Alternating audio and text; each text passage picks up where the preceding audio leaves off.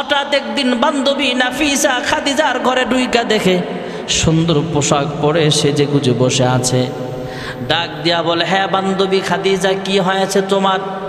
অনেক দিন পর্যন্ত তোমাকে সাজতে দেখি না, আজকে দেখতেছি তুমি সেজে গুজে বসে আছো, মনের ভিতরে রং লাগছে নাকি? কি হয়েছে তোমার বলো? আম্মা জান খাদিজাতুল কুবরা ডাক দিয়া কয়, তোমাকে বলে আমার কোনো লাভ হবে না, আমার বয়স অনেক বেশি হয়ে গেছে। বান্ধবী ডাক দিয়া কয়, লাভ হোক বা লাভ না হোক, আমি তোমার সবচেয়ে কাছের বান্ধবী, আমার কাছেই তুমি বলতে পারো।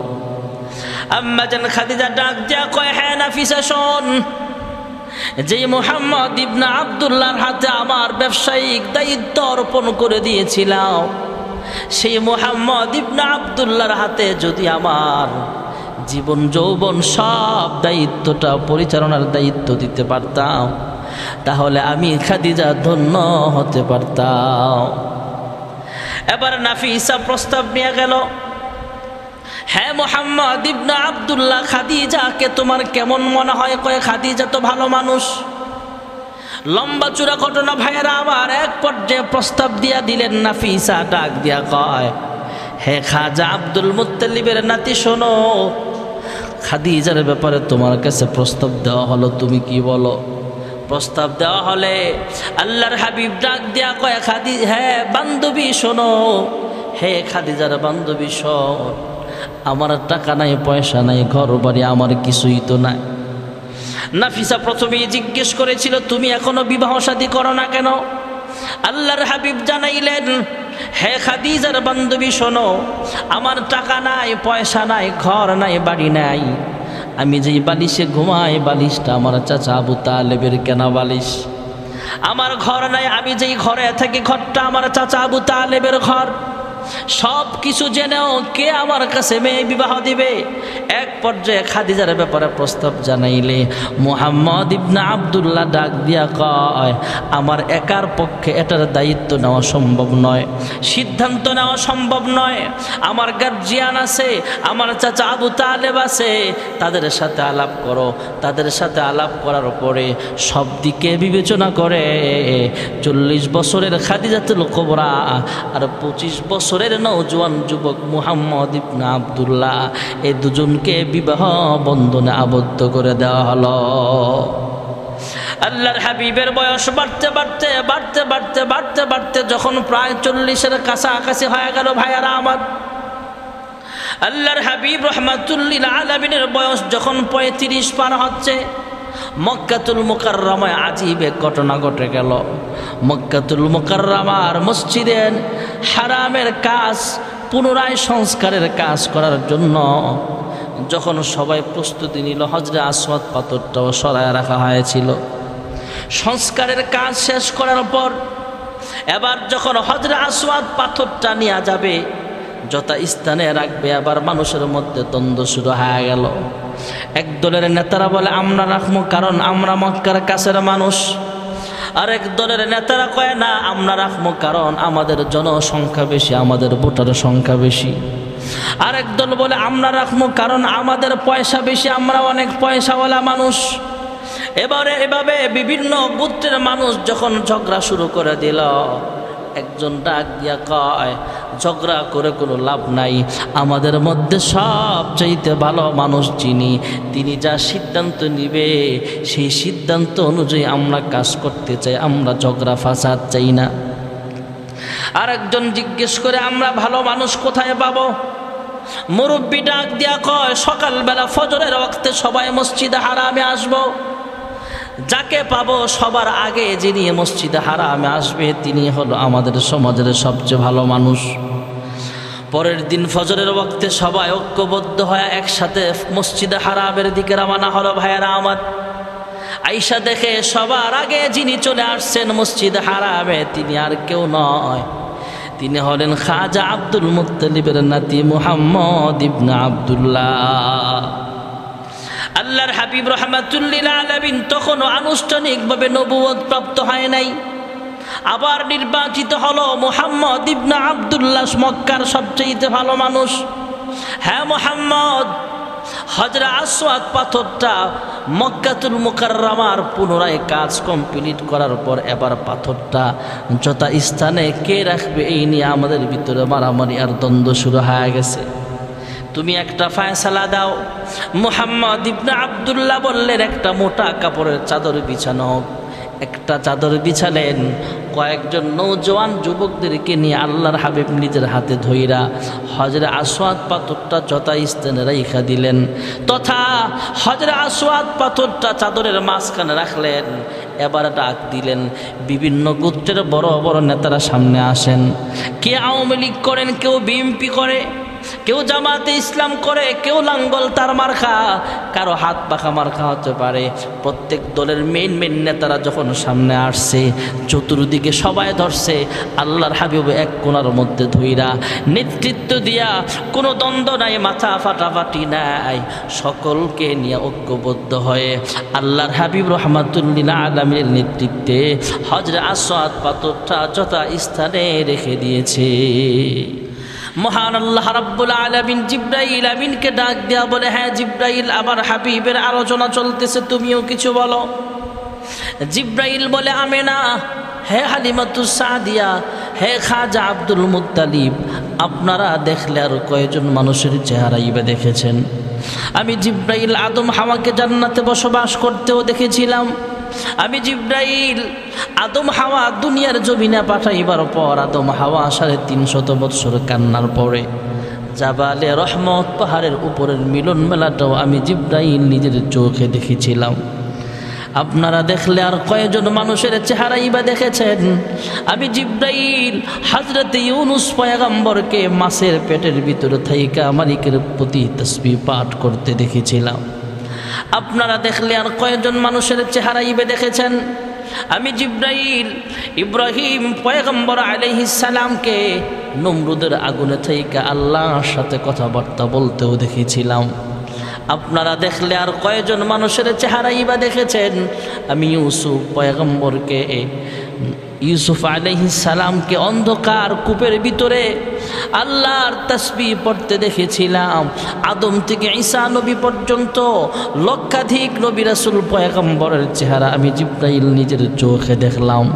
কোটি কোটি মানুষের চেহারা আমি দেখলাম। মুহাম্মদ ইবনে আব্দুল্লাহর চাইতে সুন্দর মানুষ আমি জিবরাইল কোথাও খুঁজে পাই নাই। মহান আল্লাহ রাব্বুল আলামিন কুদরতি আওয়াজ দেয়া বলে, হ্যাঁ আমেনা, তুমিও বলতেছো মুহাম্মদ ইবনে আব্দুল্লাহর চাইতে সুন্দর মানুষ কোথাও দেখো নাই। হ্যাঁ খাজা আব্দুল মুত্তালিব, তুমিও বলতেছো তোমার নাতির চাইতে সুন্দর মানুষ কোথাও দেখতে পাও নাই। হে হালিমাতুস সাদিয়া, তুমিও বলতেছ মুহাম্মদ ইবনে আব্দুল্লাহর চাইতে সুন্দর মানুষ কোথাও দেখতে পাও নাই। ও হে জিবরাইল, তুমিও বলতেছ মুহাম্মদের চাইতে সুন্দর মানুষ কোথাও দেখতে পাও নাই। হে আমেনা, হে হালিমাতুস সাদিয়া, হে খাজা আব্দুল মুত্তালিব, হে জিবরাইল, মুহাম্মদ ইবনে আব্দুল্লাহর চাইতে সুন্দর মানুষ দেখবা কিভাবে আর পাইবা কিভাবে? আমি আহকামুল হাকিমিন আল্লাহ রাব্বুল আলামিন, আমি আল্লাহ তাআলা মুহাম্মদ ইবনে আব্দুল্লাহর চাইতে সুন্দর করে কোনো মানুষ আমি আল্লাহ কখনো বানাই নাই। मोहम्मद मुस्तफ़ा जाने खुदा को, खुदा जाने मोहम्मद मुस्तफ़ा को। ভাইরা আমার, বন্ধুরা আমার, আল্লাহর হাবিব রহমাতুল্লিল আলামিন আস্তে আস্তে বড় হয়। হালিমাতুস সাদিয়া বলেন, আল্লাহর হাবিবের দুধ হালিমাতুস সাদিয়া বলেন, আমি বনু সাদ গোত্রে আমার বসবাস। তায়েফের বনু সাদ গোত্রের মহিলা হলাম আমি। তায়েফের অন্যান্য মহিলাদের মতো আমিও রওনা হলাম মক্কাতুল মুকাররমার পথে। আরবের একটা রসম ছিল, আরবের একটা নিয়ম ছিল, অভ্যাস ছিল। ধনাঢ্য ফ্যামিলির মহিলারা তাদের শিশু বাচ্চাগুলোকে গ্রামগঞ্জে পাঠায়া দিত। গ্রামের শক্তিশালী মহিলাদের দুধ পান করানো হতো।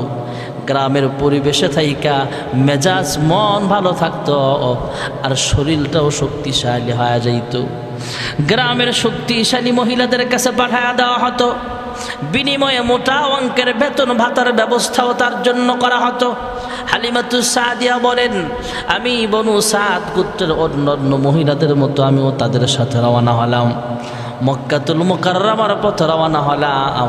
মক্কায় যাওয়ার পথে আমার ওট ছিল সবচাইতে দুর্বল, আমি হালিমাও ছিলাম সবচাইতে দুর্বল। তায়েফ থেকে মক্কায় আসার পথে আমি হালিমাতুস সাদিয়া ছিলাম সবচাইতে দুর্বল। বরকতি শিশু বাচ্চা মুহাম্মদ ইবনে আব্দুল্লাহকে কোলে নেওয়ার সঙ্গে সঙ্গে মহান আল্লাহ রাব্বুল আলামিন আমাকে সবচাইতে সবল বানায়া দিয়েছে। হালিমাতুস সাদিয়া বলেন, তায়েফ থেকে মক্কায় আসার সময় আমার যানবাহন ওট বা ঘোড়া বা গাধাটা ছিল সবচাইতে দুর্বল, আমার গাড়ি যানবাহন ছিল সবচাইতে দুর্বল। আমি সবার পিছনে পড়ে যাইতাম, সবাই আমাকে পিছনে ফাইলা আগে আগে চলে যায়, আমি সবার পিছনে পেছনে চলতে হয়। মুহাম্মদ ইবনে আব্দুল্লাহ এমন একজন বরকতি শিশু বাচ্চা, এই মুহাম্মদ ইবনে আব্দুল্লাহকে কোলে নিলাম। যখন যানবাহন সাওয়ার হলাম, আমি তাকায় দেখি আমার ওটটাতে মহান আল্লাহ তাআলা এমন বরকত নাজিল করে দিয়েছেন। এবার তায়েফ রওনা হলাম।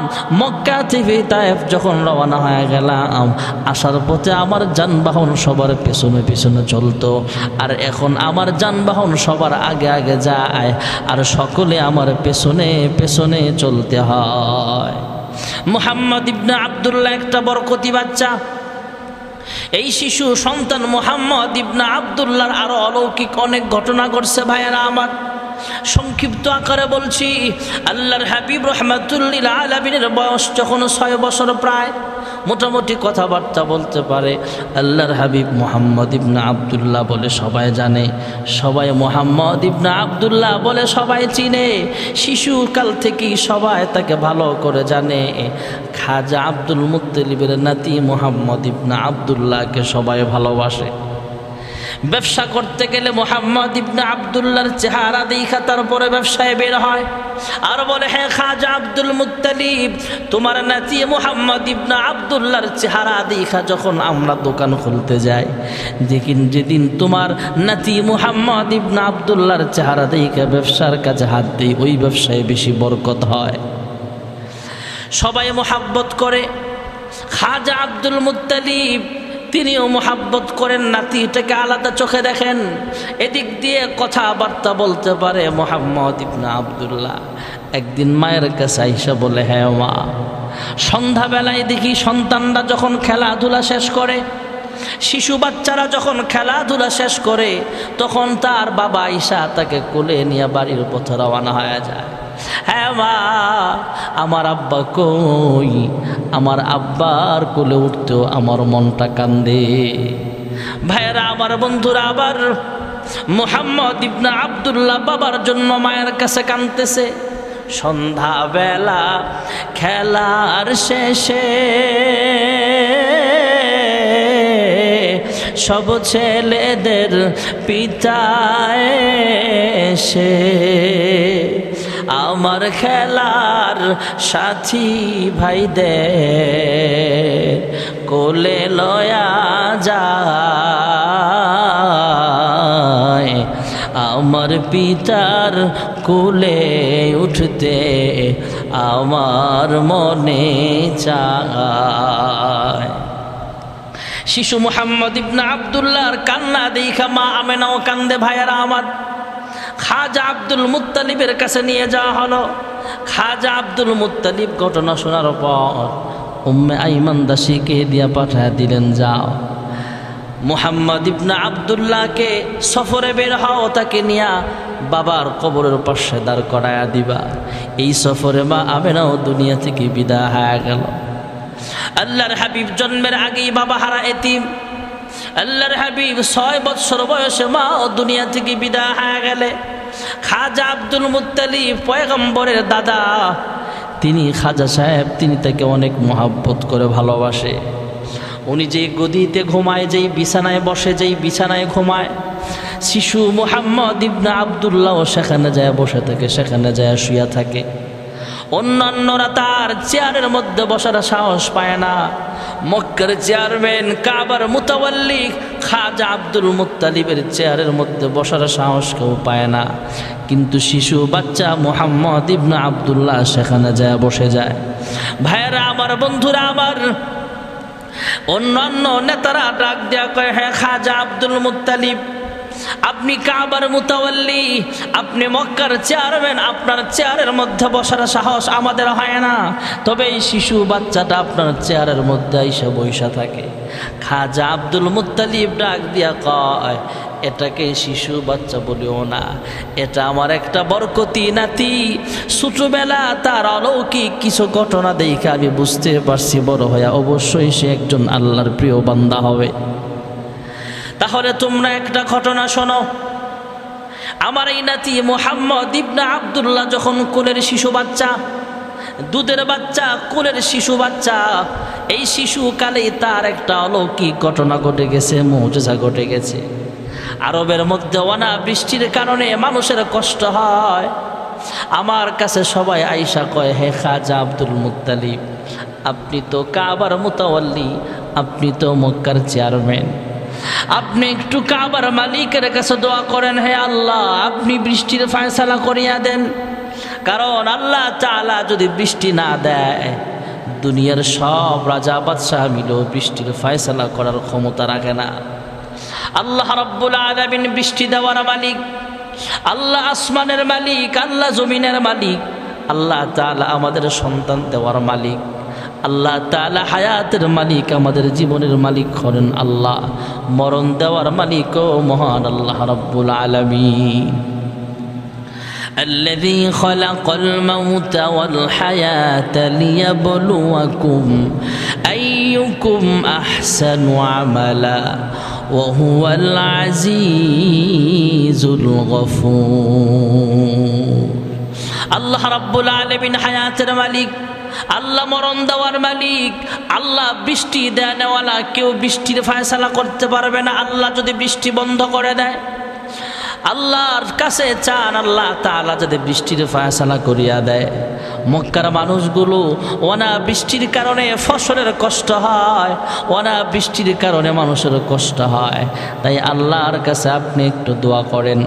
খাজা আব্দুল মুত্তালিব ডাক দেওয়া বলে, তোমরা শোনো, আমি আবার আমেনাকে ডাক দেওয়া বললাম, হে আমেনা, তোমার সন্তান মুহাম্মদ ইবনে আব্দুল্লাহকে আমার কোলে দাও।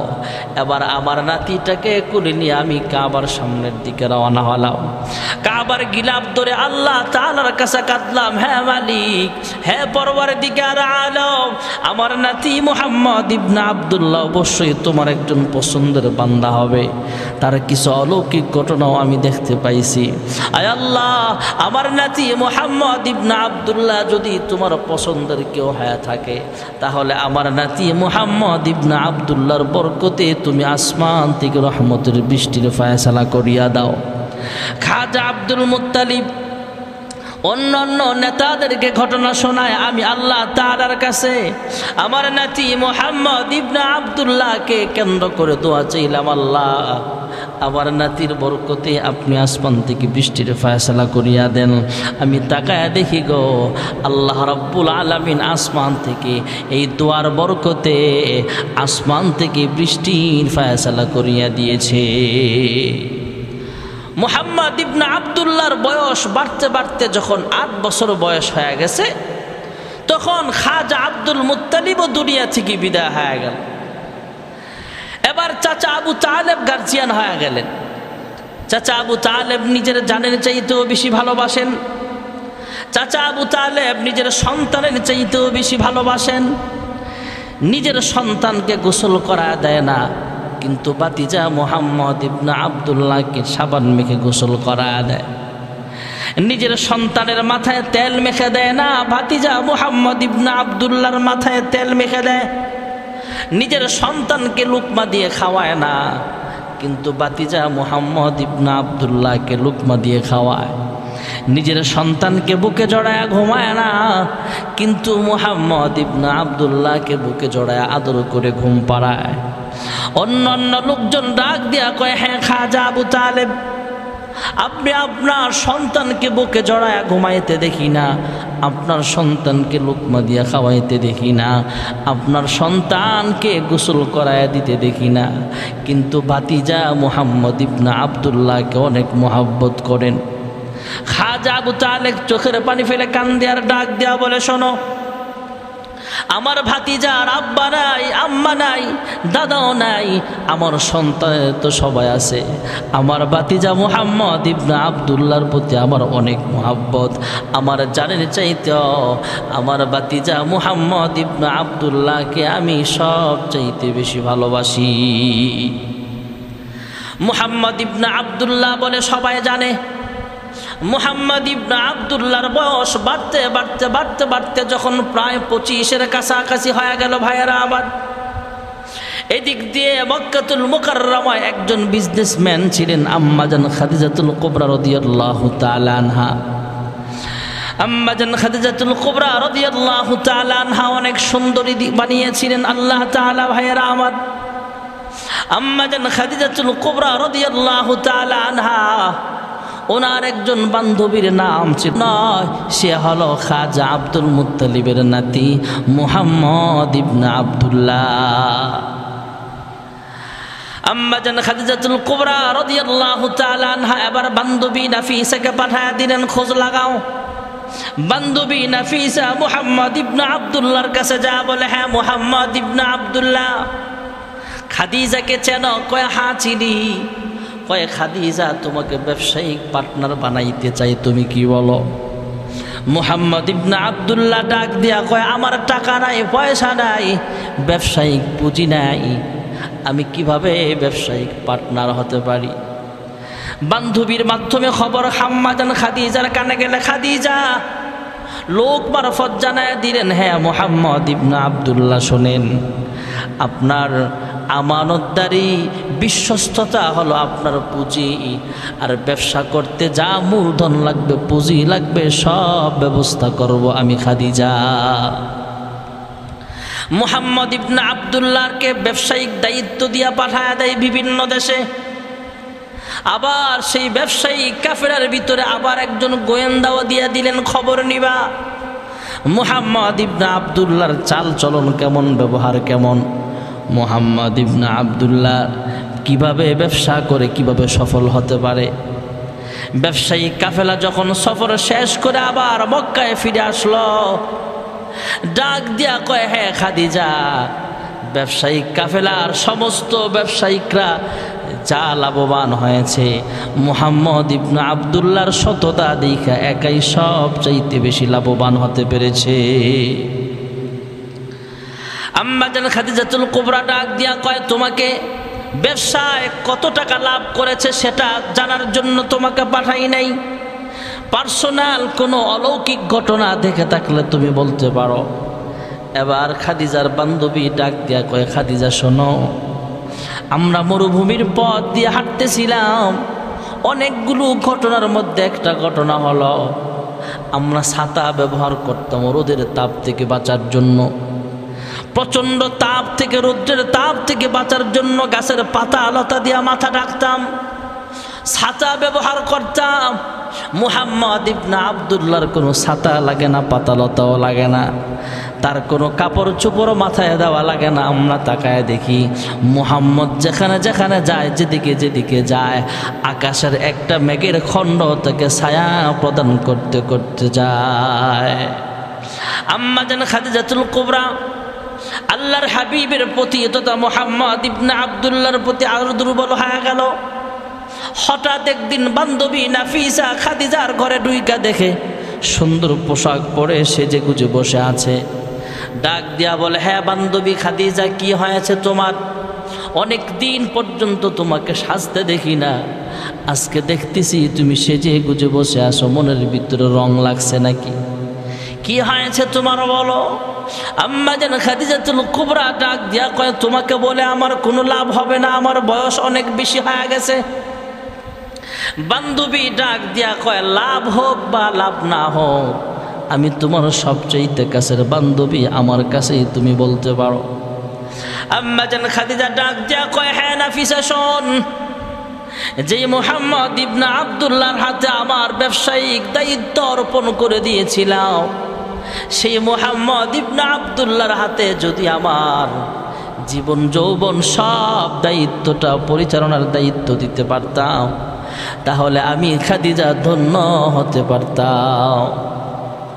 এবার নাফিসা প্রস্তাব নিয়ে গেল, হ্যাঁ মুহাম্মদ ইবনে আব্দুল্লাহ, খাদিজাকে তোমার কেমন মনে হয়? কয় খাদিজা তো ভালো মানুষ।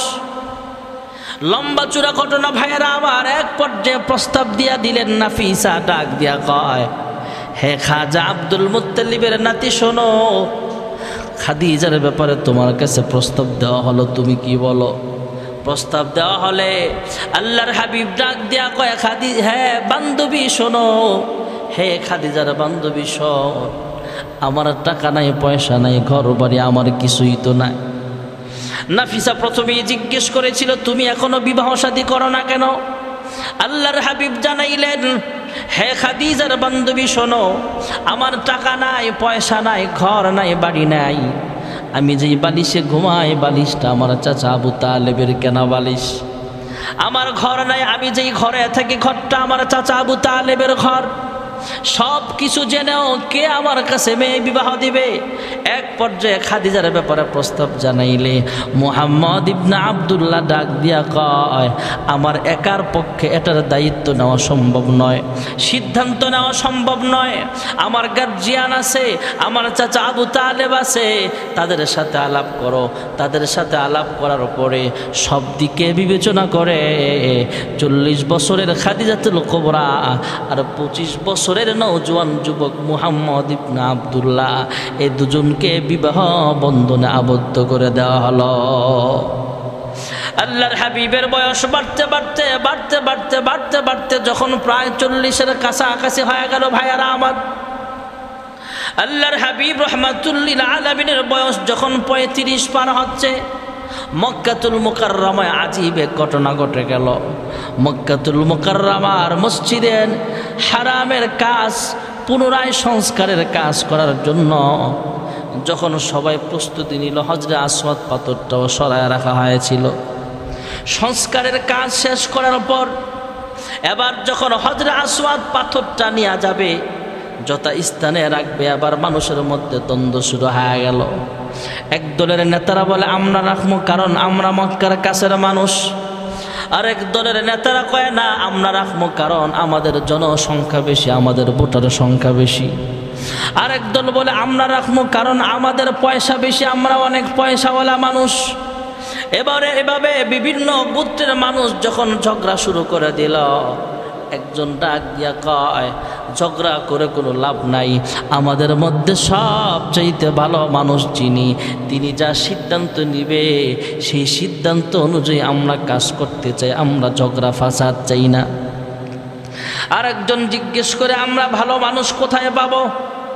মুরব্বী ডাক দিয়া কয়, সকালবেলা ফজরের ওয়াক্তে সবাই মসজিদে হারামে আসবো, যাকে পাবো সবার আগে যিনি মসজিদে হারামে আসবে তিনি হলো আমাদের সমাজের সবচেয়ে ভালো মানুষ। পরের দিন ফজরের ওয়াক্তে সবাই ঐক্যবদ্ধ হয়ে একসাথে মসজিদে হারামের দিকে রওনা হলো ভাইয়েরা আমার।